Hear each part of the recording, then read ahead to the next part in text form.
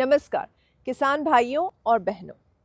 घास फूस या जिसे हम वीड्स कहते हैं कई बार हमारे खेतों के सबसे बड़े दुश्मन लगते हैं।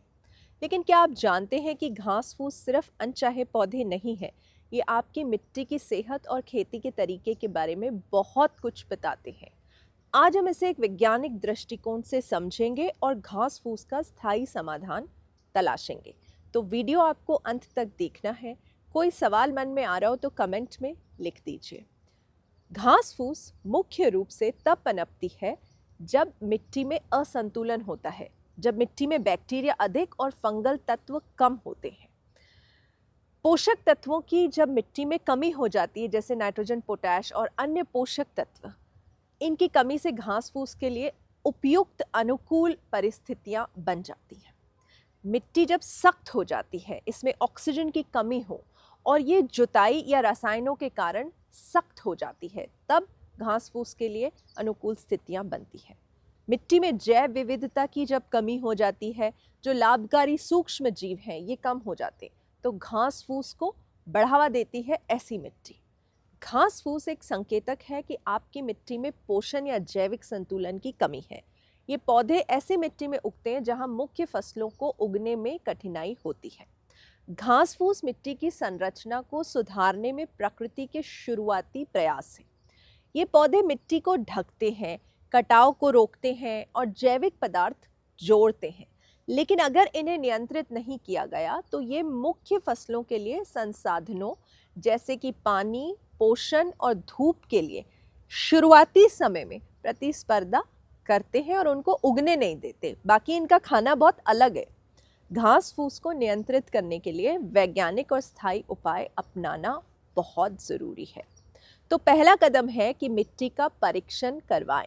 यह आपको ये समझने में मदद करेगा कि आपकी मिट्टी में कौन से पोषक तत्वों की कमी है। एक बार समस्या की पहचान हो जाए तो आप सही उपाय अपना सकते हैं।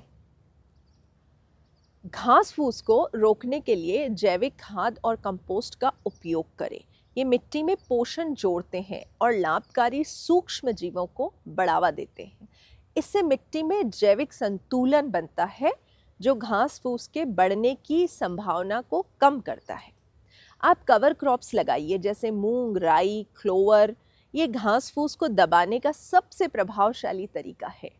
ये फसलों के बीच की खाली जगह को भरते हैं, मिट्टी की नमी बनाए रखते हैं और पोषण चक्र को बढ़ावा देते हैं। बार बार जुताई से अपनी मिट्टी को बचाएं, इससे मिट्टी की संरचना बिगड़ जाती है और घास फूस को बढ़ने का मौका मिलता है।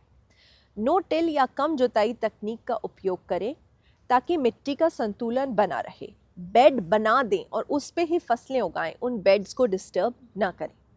रसायन मिट्टी के सूक्ष्म जीवों को नष्ट कर देते हैं, जिससे घास फूस की समस्या बढ़ जाती है। जैविक और प्राकृतिक विकल्पों को अपनाएं। जितना ज़्यादा आपका ऑर्गेनिक कार्बन होगा मिट्टी में, उतनी आपकी मिट्टी बढ़िया होगी।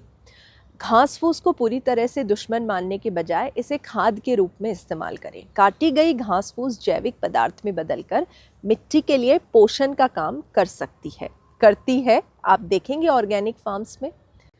तो मेरे प्यारे किसान भाइयों और बहनों, मिट्टी को समझिए, मिट्टी का परीक्षण करवाइए। जांच करने पे पता चलेगा कि कौन से पोषक तत्वों की कमी है, कौन से फंगल बैक्टीरियल बैलेंस में है और कौन से सूक्ष्म जीव नहीं है।